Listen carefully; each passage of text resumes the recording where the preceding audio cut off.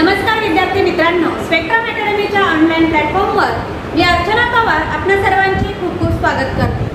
Spectrum अकॅडमीच्या YouTube चॅनलमध्ये आज आपण ऑगस्ट महिन्यातील चालू घडामोडी हा घटक जाणून घेणार आहोत। येणाऱ्या स्पर्धा परीक्षांचा जर विचार केला तर 2020 आणि 21 च्या चालू घडामोडी ह्या संपूर्ण आपल्याला परीक्षेच्या दृष्टीने खूपच महत्त्वाच्या आहेत आणि त्यामुळेच आपण प्रत्येक महिन्यातील चालू घडामोडी यांचं सेपरेट सेशन जे आहे हे आपण सुरू केलेलं आहे। ऑगस्ट महिन्यातील चालू घडामोडी जाणून घेताना सर्वप्रथम आपण राष्ट्रीय आणि आंतरराष्ट्रीय चालू घडामोडी जाणून घेणार आहोत। आंतरराष्ट्रीय आणि राष्ट्रीय चालू घडामोडींचा जर विचार केला तर सर्वप्रथम जाणून घेऊया आंतरराष्ट्रीय चालू घडामोडी। आंतरराष्ट्रीय चालू घडामोडी म्हटल्यानंतर सगळ्यात पहिले आपल्याला जाणून घ्यायचं आहे संयुक्त राष्ट्र सुरक्षा परिषदेचे ऑगस्टसाठीचे अध्यक्षपद हे भारताला मिळाले आहे। नरेंद्र मोदी हे चर्चेच्या अध्यक्षपदी असणारे पहिले भारतीय पंतप्रधान ठरणार आहेत। विद्यार्थी मित्रांनो, 15 सदस्यांच्या संयुक्त राष्ट्र सुरक्षा परिषदेचे ऑगस्ट महिन्यासाठीचे अध्यक्षपद भारताने 1 ऑगस्ट पासून स्वीकारले। या महिन्यात सागरी सुरक्षा, शांतता, दहशतवाद प्रतिबंध अशा 3 महत्त्वाच्या विषयांवरील कार्यक्रम आयोजित करण्याची सुरुवात सुद्धा झाली आहे। आम्ही देशाचा 75वा स्वातंत्र्य दिन साजरा करत असलो तरी या महिन्यातच शक्तिशाली अशा सुरक्षा परिषदेचे अध्यक्षपद विश्वाला मिळणे हे भारतासाठी अत्यंत बहुमोल असे आहे, असे संयुक्त राष्ट्रातील भारताचे कायम प्रतिनिधी TS त्रिपुटी यांनी अध्यक्षपद स्वीकारण्याच्या पूर्वसंध्येला व्हिडिओ संदेशात सुद्धा म्हटले होते। भारताच्या अध्यक्षपदाच्या कामकाजाचा पहिला दिवस हा 2 ऑगस्ट असून शेवटचा दिवस हा 31 ऑगस्ट पर्यंत होता। विद्यार्थी मित्रांनो, संयुक्त राष्ट्र सुरक्षा परिषदेचा अस्थायी सदस्य म्हणून भारताचा 2 वर्षाचा कार्यकाळ हा 1 जानेवारी 2021 ला सुरू झाला। अस्थायी सदस्य म्हणून 2021-22 कालावधी ऑगस्ट महिन्यात मिळणारे भारताचे पहिले अध्यक्षपद होते। पुढील वर्षीच्या डिसेंबरमध्ये सुद्धा भारताकडे हे अध्यक्षपद पुन्हा येणार आहे। विद्यार्थी मित्रांनो, संयुक्त राष्ट्र सुरक्षा परिषदेचे अध्यक्षपद मिळणे हा भारतासाठी अतिशय महत्त्वाचा ठेवा आहे।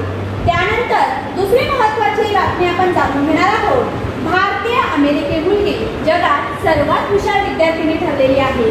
तिचे नाव नताशा पेरी आहे। भारतीय वंशाची अमेरिका मुलगी नताशा पेरी अमेरिकेत विद्यापीठाच्या SAT या प्रमाण चाचण्यांमध्ये चमकली असून ती सर्वात हुशार विद्यार्थिनी म्हणून ठरली आहे। विद्यार्थी मित्रांनो, सगळ्यात महत्त्वाचं म्हणजे ही मुलगी भारतीय वंशाची आहे आणि स्कोलेटिक असेसमेंट टेस्ट व अमेरिकन कॉलेज टेस्टिंग म्हणजे SAT व ACT या परीक्षांचा उद्देश हा मुलांना महाविद्यालयात प्रवेश देण्याची निवड चाचणी हा आहे।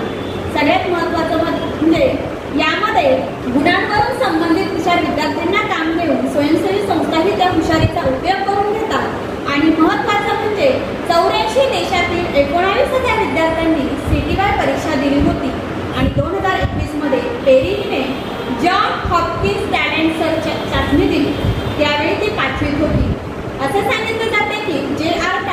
टोल्किन यांच्या कादंबऱ्या तिने वाचल्या आहेत। तसेच तिला वाचनाची सुद्धा खूप मोठी आवड आहे। म्हणूनच नताशा पेरी ही विद्यार्थिनी आज जगातील सर्वात हुशार विद्यार्थिनी म्हणून तिचे नाव जगावर कोरले गेले आहे। त्यानंतर जाणून घ्या की कोण आहे जगातील श्रीमंत व्यक्ती ज्यांनी जेफ बेझोस यांना मागे टाकून जगातील सर्वात श्रीमंत व्यक्ती म्हणून आपले नाव नमूद केले आहे। लुई व्हिटॉनचे मालक बर्नार्ड अर्नॉल्ड ही जगातील सर्वात श्रीमंत व्यक्ती ठरले आहे। विद्यार्थी मित्रांनो, नाव लक्षात ठेवा, लुई व्हिटॉनचे मालक बर्नार्ड अर्नॉल्ड जगातील सर्वात श्रीमंत व्यक्ती म्हणून त्यांचं नाव आज नावारूपात आलेलं आहे। जे लुई व्हिटॉनचे मालक आहे बर्नार्ड अर्नॉल्ड ही जगातील सर्वात श्रीमंत व्यक्ती ठरली आहे। त्यांनी Amazonचे संस्थापक जेफ बेझोस आणि इलेक्ट्रिक कार कंपनी टेस्लाचे मालक एलन मस्क यांना मागे टाकले। फोर्ब्सच्या रिअल टाइम बिझनेस लिस्टमध्ये त्यांचं नाव सर्वात वर आले आहे। यांची एकूण संपत्ती 198.9 अब्ज डॉलर झाली आहे। बर्नार्ड अर्नॉल्ड हे 72 वर्षीय फ्रेंच उद्योजक आहेत। ते ब्रांड लुई व्हिटॉन मोये हेनेसचे मालक आहेत। अर्नॉल्ड यांच्याजवळ एकूण 70 ब्रँड्स आहेत। त्यामध्ये जॅक्स, केम्बो, स्टेला, मेटार्डन, फेंडी, क्रिस्टियन नायर, गिवेंची, सेफोरा यासारखे वेगवेगळे घटक आपल्याला बनवण्यात येतात। त्यानंतर जाणून घेऊया गुगल टूलवर झळकणारी पहिली भारतीय महिला म्हणून सरला ठकराल यांचं नाव घेण्यात येतं। सरला ठकराल या गुगल टूलवर झळकणाऱ्या पहिल्या भारतीय महिला म्हणून नावारूपास आल्या। आजचे गुगल टूल अगदी खास आहे। भारताच्या पहिल्या महिला वैमानिक सरला ठकराल यांच्या जयंतीनिमित्ताने गुगलने गुगल टूलच्या माध्यमातून त्यांना सलामी दिली आहे। वर्षानुवर्षे चालत आलेली सगळी बंधनं झुगारून अक्षरशः अवकाशात भरारी घेऊन भारतीय महिलांसाठी आदर्श ठरलेल्या सरला ठकराल म्हणजे ज्यांनी 85 वर्षापूर्वी जिप्सी मॉथ नावाच्या विमानाने उड्डाण करून देशातील पहिली वैमानिक होण्याचा मान मिळवला होता, अशा सरला ठकराल यांची गुगल टूलवर पहिली महिला म्हणून नाव कमावले आहे। त्यानंतर पंतप्रधान मोदी आणि रशियाचे राष्ट्रपती पुतिन यांच्यातही महत्त्वाच्या विषयांवर चर्चा झाल्या। तालिबानने अफगाणिस्तानावर ताबा मिळवल्यानंतर परिस्थिती चिघळली आणि नागरिकांमध्ये दहशतीचं वातावरण निर्माण झालं। अफगाणिस्तानातील स्थितीवर संपूर्ण जगाचं लक्ष लागून आहे। अफगाणिस्तान भारताच्या शेजारी असल्याने भारताच्या चिंतेतही त्यामुळे वाढ झाली होती आणि भविष्यात दहशतवाद आणखी वेगाने फोफवण्याची भीती भारताला तसेच रशियाला जाणवू लागली। या दरम्यान पंतप्रधान नरेंद्र मोदी यांनी रशियाचे राष्ट्रपती व्लादिमीर पुतिन यांच्याशी चर्चा केली।